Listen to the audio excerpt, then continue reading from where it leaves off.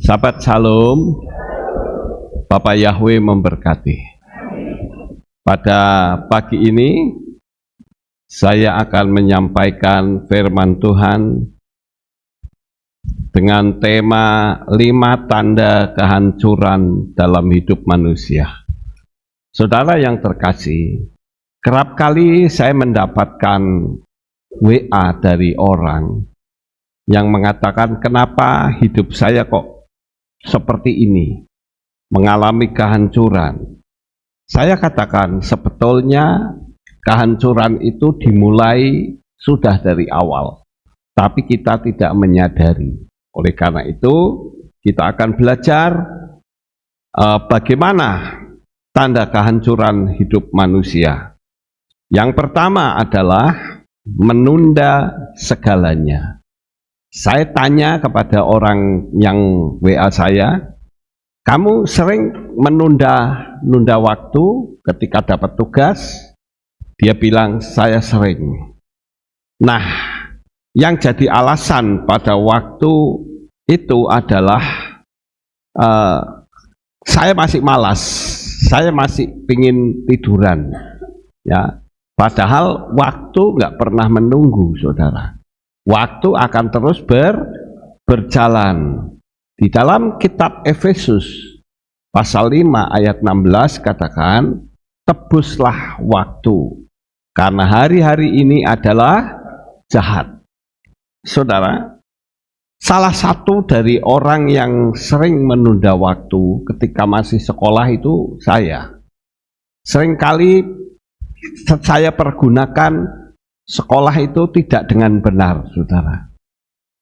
Dari sejak sekolah STM, SMA, juga nggak benar. Jadi karena sering kali menunda waktu, maka akibatnya rugi sendiri. Sehingga sekarang saya mencoba untuk menebus waktu, yaitu waktu yang hilang. Oleh karena itu kita belajar, saudara. Apakah kita juga mudah menunda waktu? Kalau mudah, ya kita perlu perbaiki supaya hidup kita berkenan di hadapan Tuhan. Kemudian,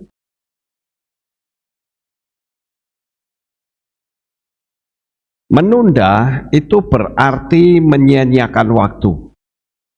Saya berpikir, iya juga ya, toh nanti kita juga yang mengerjakannya. Jadi malah capek sendiri, nggak cocok dengan santainya kita. Firman Tuhan katakan, dia bisa memakai pelacur, dia bisa memakai pembunuh, dia bisa memakai penjudi, dia bisa memakai apa saja dan siapa saja. Tetapi satu hal yang tidak bisa dipakai oleh Tuhan, yaitu orang malas, saudara. Seringkali saya berhadapan dengan orang yang malas. Alasannya dia bilang, hidup ini kok seperti ini. Ya justru karena kamu malas itu hidupmu jadi seperti itu. Jadi nggak benar. Oleh karena itu, kalau saudara punya pola malas, harus berubah. Sekali lagi, Tuhan tidak memakai orang malas. Orang yang tidak punya kepandaian, Tuhan bisa pakai. Dia sumber kepandaian seluruh dunia.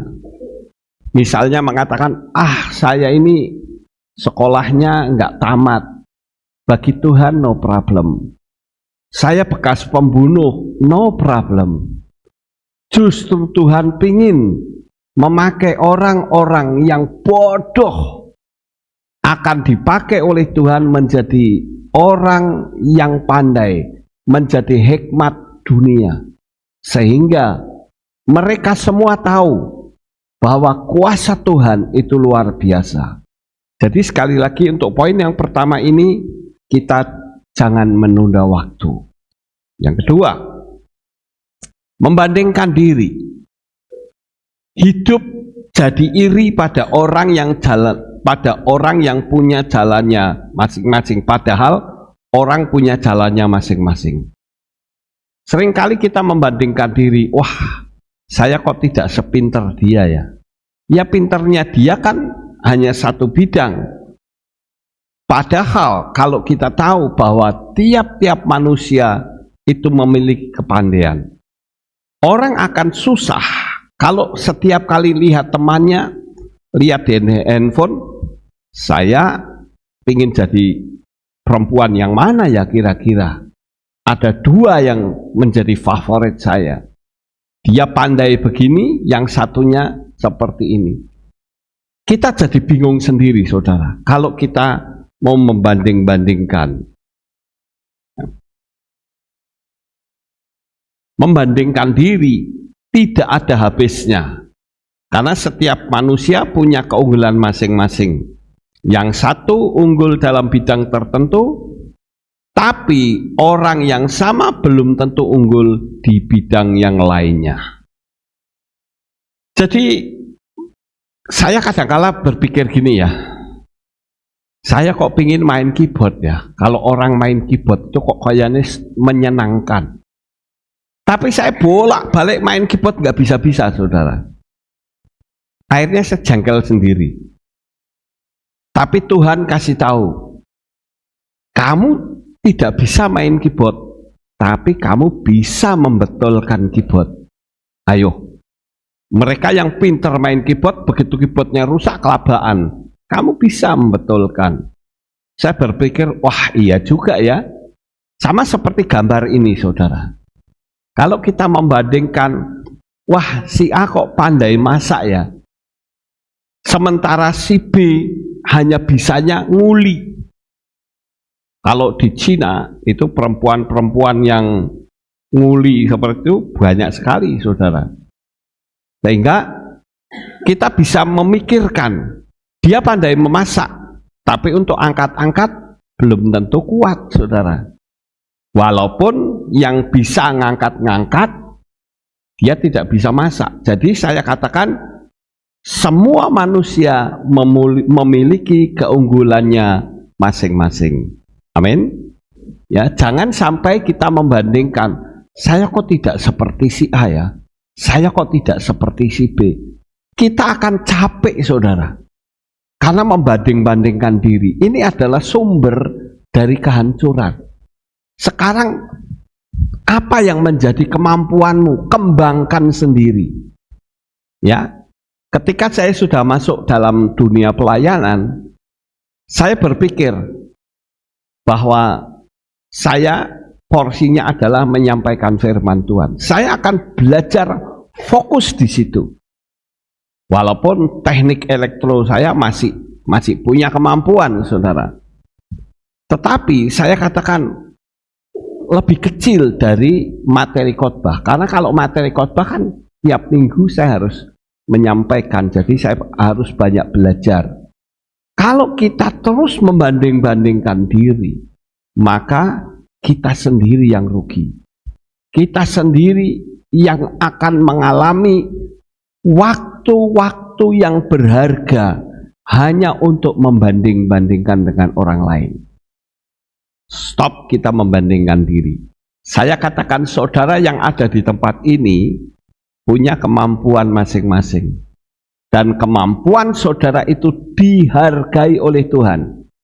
Karena apa? Kemampuan itu berasal dari Tuhan. Ya, ada yang diberi talenta sekian, ada yang diberi talenta sekian. Nggak peduli, saudara. Sebesar apapun atau sekecil apapun talenta saudara itu sangat berguna. Kalau dikembangkan pasti akan semakin bagus, saudara. Jadi sekali lagi, jangan kita membanding-bandingkan diri kita dengan si A, si B, si C. Kita akan hancur sendiri. Lanjut. Yang ketiga, mendengar semua omongan orang. Kita akan kehilangan arah jika kita sibuk mengejar standar yang bahkan bukan milikmu. Kita harus menyadari, saudara, orang memberikan masukan itu bagus, saudara. Tapi kalau orang memberi masukan itu tidak kita mampu, ya kita akan pakai pilihan yang lain, yaitu kemampuan yang ada pada diri kita. Ya, seperti misalnya saja orang ngajari saya keyboard, saya menyadari saya tidak mampu. Ya sudah, saya kan punya kemampuan yang lain. Saya akan pergunakan kemampuan itu supaya saya bisa maksimal. Ya, jadi saudara tidak usah ya orang itu ngomong harus didengar. Orang itu ngomong harus didengar. Kita nggak bisa, saudara. Kita akan capek sendiri. Ya, setiap orang itu punya pendapat sendiri sesuai dengan kemampuan masing-masing. Saya memberikan ilustrasi ini. Ada dua orang. Yang satu berkata itu angka 9. Tapi yang sebelah sana berkata itu angka 6. Sekarang kalau saya tanya kepada saudara, kira-kira yang benar yang mana, saudara? Dua-duanya benar semua. Hanya dilihat dari sudut pandang yang berbeda. Kadangkala kita memaksakan kehendak dari sudut pandang kita sendiri. Padahal ada sudut pandang orang lain yang juga benar. Ya. Jadi masing-masing itu punya porsinya sendiri-sendiri, punya sudut pandangnya sendiri-sendiri. Ya. Yang keempat, mengabaikan kesehatan, makan sembarangan, hidup tidak teratur, lupa bahwa tubuh adalah bait Roh Kudus sebagai kendaraan jiwa. Jangan sampai kita sudah sakit baru menyadarinya, sudah terlambat. Firman Tuhan ajarkan kita untuk makan makanan yang kosher. Itu tidak lain adalah untuk kesehatan kita, saudara. Agar jangan sampai kita berusaha, kamu harus seperti ini. Kita perlu belajar sedikit demi sedikit. Saya termasuk orang yang tidak kosher, saudara. Makannya gelojoh, ya, tidak kosher. Tetapi dengan berjalannya waktu, saya mempelajari firman Tuhan, akhirnya saya mengerti, saya harus mulai kosher. Bahkan ada seorang dokter di Jakarta yang memberitahu kepada saya, dia katakan, wah Pak Lukas kok tensinya tinggi banget ya. Saya pernah tensinya itu 250 per 150 kalau tidak salah. Tinggi sekali, saudara. Bahkan dokter itu mengatakan, wah ini jenisnya moderate blood pressure. Jadi Pak Lukas itu tidak mungkin mengalami stroke, tapi langsung mati katanya. Seperti itu, saudara. Cuman saya berpikir, ya, dan beberapa teman memberi masukan kepada saya, turunkan. Ya, saya turunkan, saudara, tekanan darahnya. Sehingga biar nggak mati, biar stroke aja nggak apa-apa, gitu. Seperti kebanyakan orang, gitu. Walaupun sebetulnya kita harus sehat, ya saudara. Kita akan menyongsong Tuhan di awan-awan yang permai. Kita harus sehat. Makanya walaupun saya pikir sudah agak sedikit terlambat, tapi bagi saya tidak ada waktu yang lambat. Ya. Saya sudah mulai olahraga, saya berterima kasih kepada saudara-saudara yang mendukung di dalam jalan-jalan pagi, kemana-mana saudara, bisa lihat pemandangan indah sambil jalan kaki, saya bersyukur. Ya. Jadi terus meningkatkan supaya kesehatan itu baik. Makan harus teratur. Tidur juga harus mulai teratur. Dulu saya kalau tidur jam 2, saudara. Jam 2, nanti jam 5, jam 6 bangun. Tiap hari seperti itu. Kata dokter, ini pola hidupnya ngawur. Nggak sehat sama sekali. Makanya sekarang ini, kalau saya mau tidur, jam 10 sudah tidur, saudara. Jam 10 sudah mulai mapan. Ya, walaupun kadang jam 1, jam 2, mesti bangun ya ke toilet, tapi gampang tidurnya lagi. Kadangkala bisa melebihi waktu, saudara. Saya bersyukur dengan pola hidup yang teratur ini, kesehatan sudah mulai bisa pulih. Kemarin saya sempat omong-omong dengan seseorang yang kena stroke, saudara. Lebih lama dari saya. Saya tanya, sudah berapa lama? Sudah 3 tahun. Tapi jalannya masih goyang-goyang, tidak karu-karuan, saudara. Tangannya juga masih gini. Kalau jalan gini.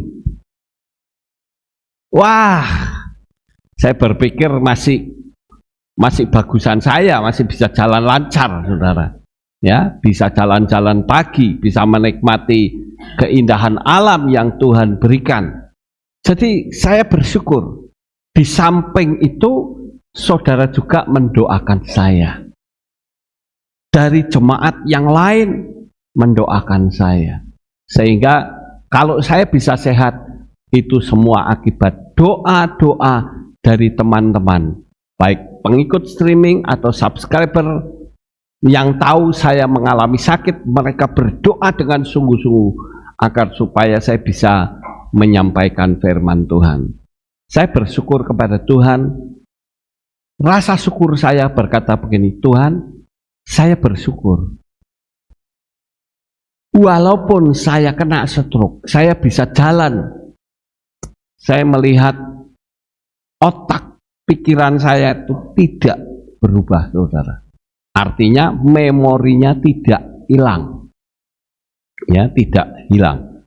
Bahkan teman saya yang pendeta, yang juga kena stroke juga, ternyata dia naik kursi roda. Sampai hari ini dia pakai kursi roda, saudara.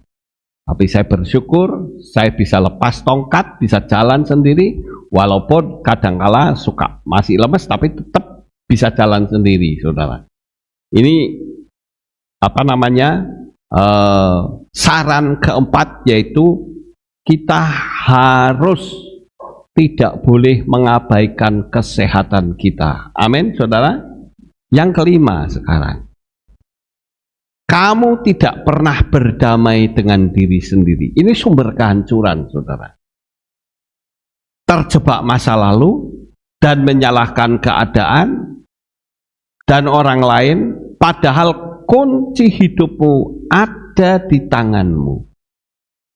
Seringkali kita tidak bisa berdamai. Semua orang pernah bersalah atau tidak? Pernah, saudara. Tapi kesalahan itu tidak boleh kita ingat-ingat. Walaupun kesalahan itu berusaha untuk mengingatkan kita kuasa kegelapan, tetap kita katakan, Tuhan sudah mengubah hidup saya. Mulai sekarang belajar untuk berbicara hal-hal yang positif. Saya percaya hal yang positif itu pasti terjadi di dalam hidup saudara. Ya, cuman yang terpenting kita harus berdamai, saudara. Karena kalau tidak berdamai, kita memusuhi diri sendiri, dan bahkan diri sendiri itu menjadi musuh berat. Makanya seringkali saya mengatakan musuh terbesar itu bukan orang di luar kita. Musuh terbesar adalah diri sendiri, saudara. Nah, kalau kita tidak bisa mengampuni, ya mau sampai kapan? Kita akan terus-menerus menyalahkan diri sendiri. Percayalah, kalau kita berkata, Tuhan ampuni saya, semua dosa kesalahan kita seperti kabut diterbangkan angin. Ya, oleh karena Dia adalah Tuhan yang baik, Tuhan yang ajaib. Mulut yang sama dipakai untuk berdoa, tapi juga dipakai untuk mengutuk orang atau mengumpat, dan kamu bertanya, kenapa ya Tuhan doaku tidak dijawab? Seperti waktu yang lalu ada yang WA saya, Pak, saya sudah melakukan hukum loa, kok tidak terjadi? Saya bahkan sudah doa puasa, kok tidak jadi, kenapa? Saya tanya, Kamu mulutmu gampang ngutuk atau tidak? Atau mengumpat, menghardik orang.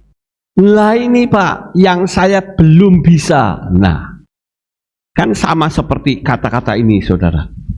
Mulut yang sama dipakai untuk berdoa, tetapi juga dipakai untuk mengutuk atau mengumpat orang. Kita sering bertanya, Tuhan kenapa doaku belum dijawab? Ini adalah sesuatu yang sangat buruk sekali. Saya ambil contoh misalnya, saudara mengasihi anak saudara? Mengasihi, saya yakin pasti mengasihi. Sekali waktu anak saudara minta air, dia bawa gelas. Kira-kira saudara mau ngasih apa tidak? Minta air atau es, katakanlah, mau ngasih atau tidak? Ngasih. Tapi gelasnya ada coronya, saudara. Gimana, saudara? Mau ngasih enggak? Tidak loh, sekarang balik kan? Tidak, karena apa? Gelasnya kotor.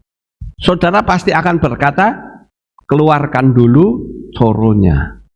Keluarkan dulu lalatnya. Keluarkan dulu kotorannya yang ada di dalam gelas.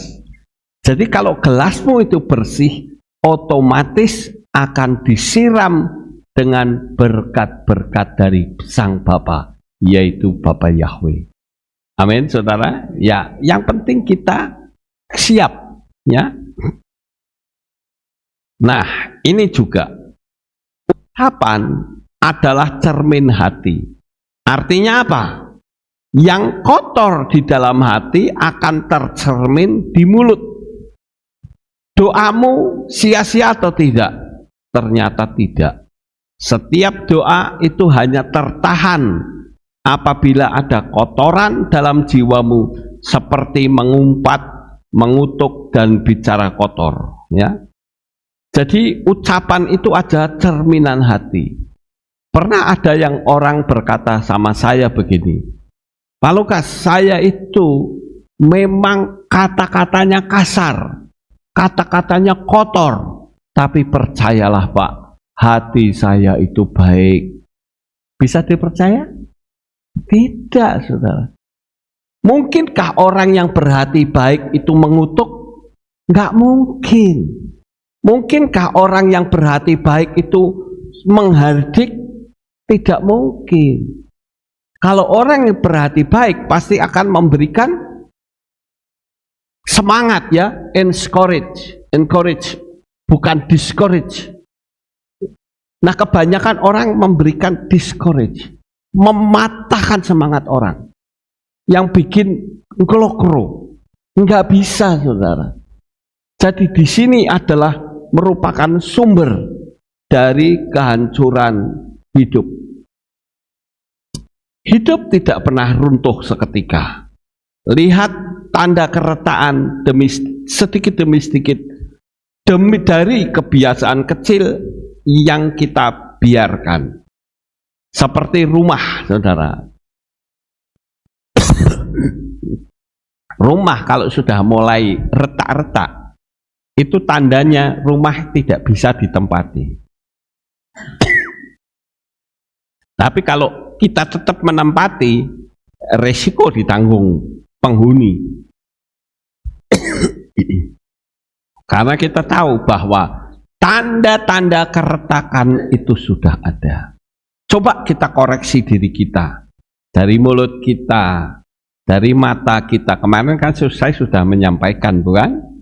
Dari pendengaran kita, itu yang sebagai pintu masuk bagi kita. Apakah kita itu betul-betul membiarkan rumah kehidupan kita itu retak dan hancur, atau kita menambalnya? Kita sebetulnya semua orang sudah diberitahu bahwa kita dalam keretakan kehidupan. Sering kali kita menyalahkan diri sendiri. Kenapa sampai ada orang bundir? Karena merasa berdosa dan sulit diampuni Tuhan. Saya pernah dialog dengan orang yang luput dari bundir, saudara. Bundir itu bunuh diri, ya, suicide. Sekali waktu orang ini menyaksikan video saya. Saya kan punya video yang judulnya "Jangan Bunuh Diri". Ya, kalau bunuh diri saya katakan itu sama saja dengan jalan tol menuju ke neraka. Karena kita mati dalam keadaan seorang pembunuh. Dia lolos, saudara. Dia bilang, waduh kalau saya bunuh diri masuk neraka saya. Padahal penderitaan di dunia ini belum seberapa. Lalu saya tanyai, apa yang kamu rasakan kok sampai kamu pingin bunuh diri? Dia menceritakan bahwa saya merasa ada kekuatan yang luar biasa yang mendorong saya. Ya jelas ini kekuatan setan, saudara. Yang mendorong saya untuk melakukan bunuh. Yaitu, kamu tahu, kalau kamu bunuh selesai masalahmu. Daripada masalahmu berat seperti ini, nggak bakal selesai, mustahil. Jadi lebih baik bunuh saja. Seperti itu pernyataan orang itu. Sehingga saya mulai berpikir, wah, saya harus memaklumi kenapa ada orang sampai melakukan bunuh diri. Karena rupa-rupanya bunuh diri itu lebih enak daripada masalah dia. Masalahnya lebih berat. Tapi saya katakan di poin yang terakhir, di video saya katakan, kalau kamu bunuh, memang masalah duniamu selesai. Tapi masalah dengan Tuhan tidak pernah selesai. Kamu masuk ke dalam neraka dan tidak ada kesempatan lagi untuk bertobat. Saya katakan demikian, saudara, dan puji Bapa Yahweh, orang ini akhirnya memahami. Yang kelima, kebiasaan ini sama seperti tetesan air yang lama-kelamaan dapat melubangi batu yang keras. Sekalipun hanya setetes demi setetes, batu yang keras itu pun ternyata bisa berlubang. Semalam saya menyaksikan orang yang disiksa pelan-pelan, ya, ada salah satu hukuman yaitu ditetesi air, saudara. Hanya ditetesi, dia diikat tangan dan kakinya, ditetesi di sini, terus menerus, ya. Lama kelamaan, rupa-rupanya orang itu nggak kuat, saudara. Memang dia tidak terus kepalanya bolong, tidak, ya, tapi orang itu bisa menjadi gila. Cuman hanya air setetes demi setetes, terus rutin, ya, 1 menit berapa kali itu terus ditetesi terus, bisa gila, saudara. Nggak tahu kenapa bisa begitu, ya. Tapi saya memberikan masukan kepada saudara bahwa kebiasaan yang tidak baik kalau terus menerus dilakukan pasti akan bisa merusak.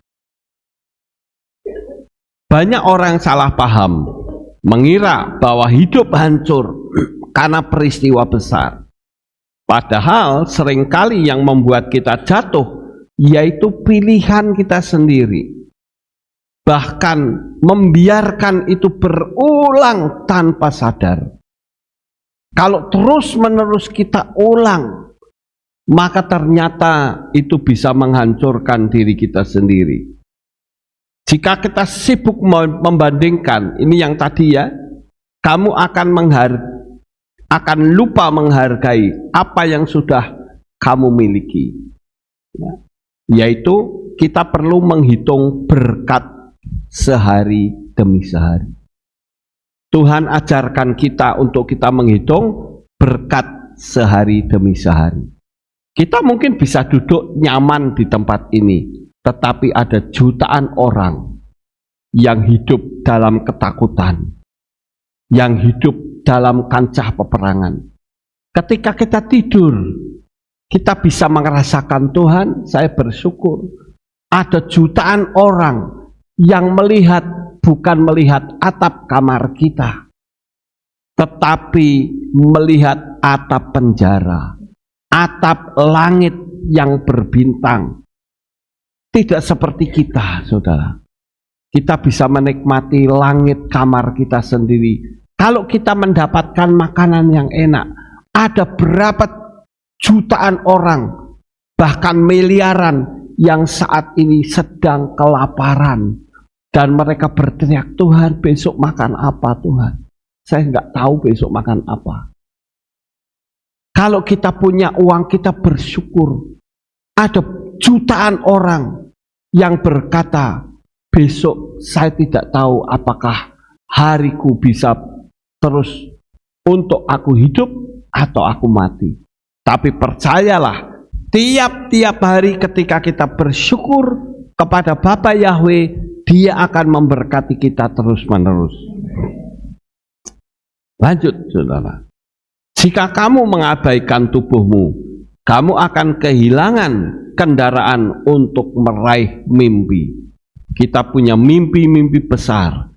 Sampai hari ini saya tetap memimpikan kehilat kita akan menjadi kehilat terbesar di dunia. Impian saya, saudara. Saya kalau jalan-jalan saya lihat Borobudur.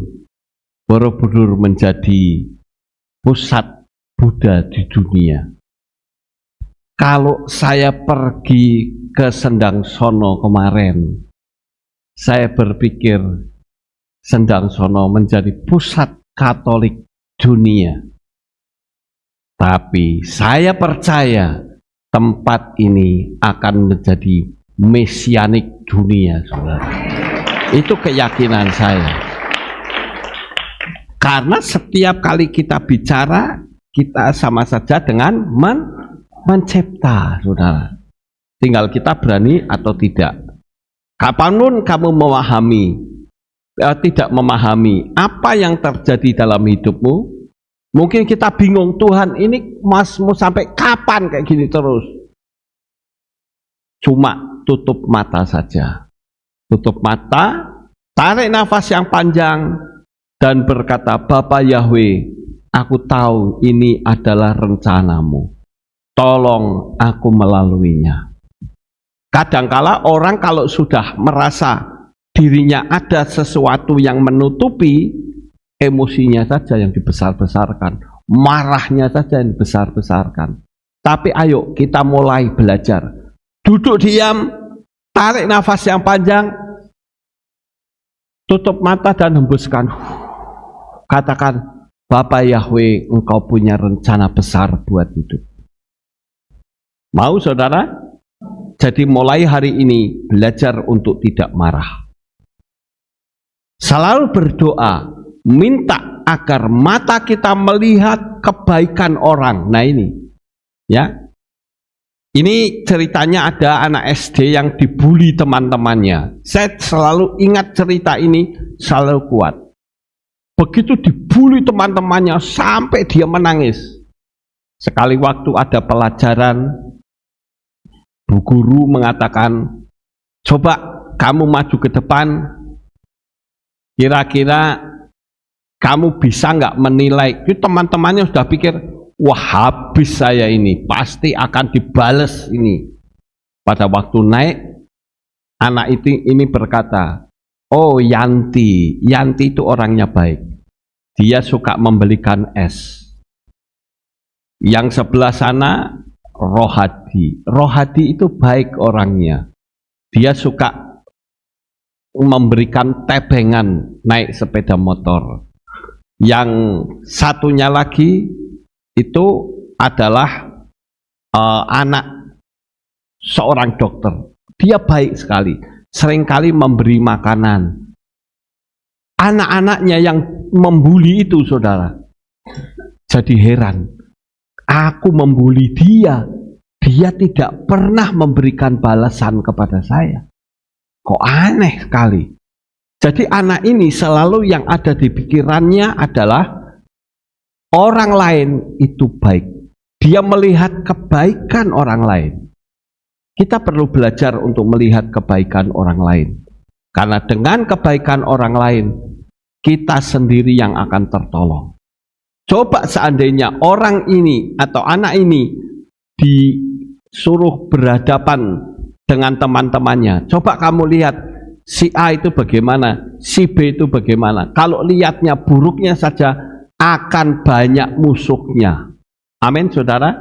Ya, yang terakhir, hati yang penuh pengampunan atas keburukan orang. Bisakah kita berjabat tangan dengan orang yang membenci kita? Nah, ini yang sering kali tidak bisa dilakukan oleh anak-anak Tuhan. Ya, kita perlu belajar. Saudara dimusuhi orang, bisakah kita mengasihi mereka? Paulus berkata, Rasul Paulus mengatakan, kalau musuhmu lapar, berilah dia makan. Dengan memberi makan itu sama saja menumpuk bara api di atas kepala orang itu. Secara alam rohnya mengerikan, saudara. Yang terpenting sekarang adalah kita memberikan yang terbaik untuk teman-teman kita. Amin. Sukses besar untuk saudara. Bapa Yahweh memberkati. Haleluya. Kita tunduk kepala, kita berdoa. Kami mengucapkan syukur dan terima kasih kepadamu Bapa. Kami percaya bahwa firman-Mu ini akan mengubah kehidupan anak-anak-Mu menjadi lebih baik dari waktu-waktu yang lalu. Di hari Sabat ini kami merasakan kasih-Mu yang luar biasa kepada kami. Terpujilah Engkau Bapa Yahweh. Inilah doa syukur yang kami naikkan. Di dalam nama Adonai Yeshua HaMashiach kami berdoa. Amin. Ada pengumuman? Oke, tidak ada pengumuman, kita bangkit berdiri, kita tutup dalam doa. Terima kasih Bapak Yahweh. Selesai sudah ibadah Sabat kami. Kami sudah melengkapi hari Sabat ini dengan ibadah, mendekatkan diri kepadamu. Sekarang kami akan kembali pulang ke rumah kami masing-masing. Kami mohon Engkau menyertai kami sampai di rumah dengan selamat. Terpujilah Engkau Bapa. Di dalam nama Adonai Yeshua HaMashiach kami berdoa. Sekarang angkat tangan saudara dan terima berkat Kohanim. Haleluya. Yevareke Yahweh ve yismereka.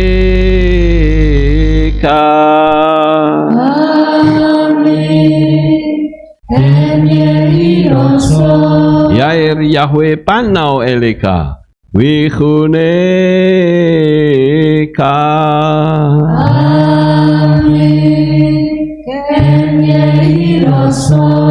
Yisa Yahweh panau eleka. We Yashem lecha shalom.